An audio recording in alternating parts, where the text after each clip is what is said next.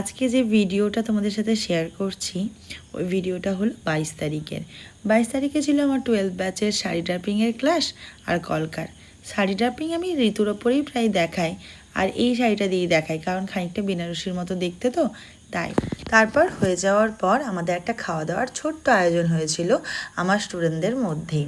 কেন হয়েছিল সেটা তো বুঝতেই পারছো, ওই যে আগের দিন আমার এত সুন্দর করে একটা জন্মদিন উপহার দিয়েছিল না, তাই জন্যই।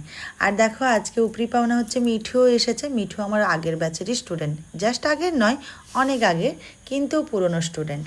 আর আগের দিন ছিল সুদীপা, তাকে আমি আগের দিনই বলেছিলাম পরের দিন আসবি, কিন্তু ও আসেনি।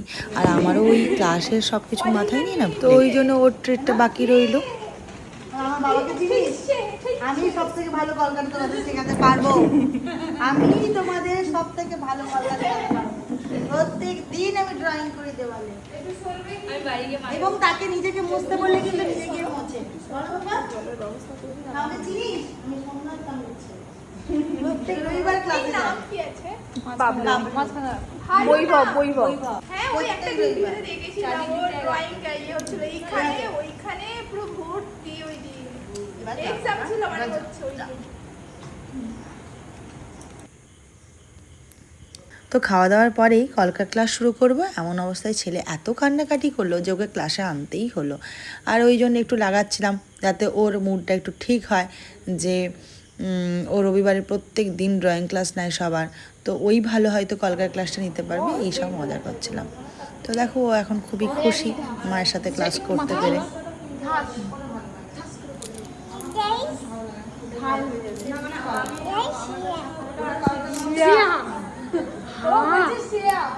ও শ্রেয়া বললো গো, আমাকে বললাম শ্রেয়া। দেখেছো কেমন বদমাশ হয়েছে। শ্রেয়াকে মানে সবসময় আমি ডাকি তো, তাই জন্য দেখে দেখে ওকে বলছে শ্রেয়া শ্রেয়া, এরকম হচ্ছে ওর পাকামো।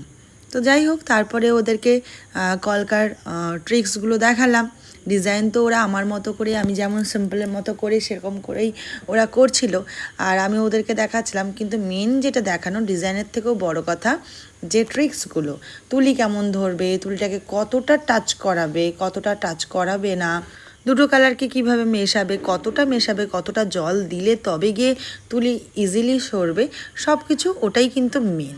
তো ওটাই ওদেরকে দেখাচ্ছিলাম। আর আমার ফেস্টিন কালারটা খুব একটা পছন্দের না, আমার একটু চন্দন কালার করে তৈরি করে কলকা করতে বেশি ভালো লাগে। তো এটাই দেখাচ্ছিলাম। এক একজন তো খুবই সুন্দর করছিল, ভীষণই ভালো করছিল। এক একজন জানতেও অলরেডি, যেহেতু ছবি টবি আঁকা এগুলো করে, তাই না আরও বেশিই ভালো করছিল। আর ওদেরকে ওই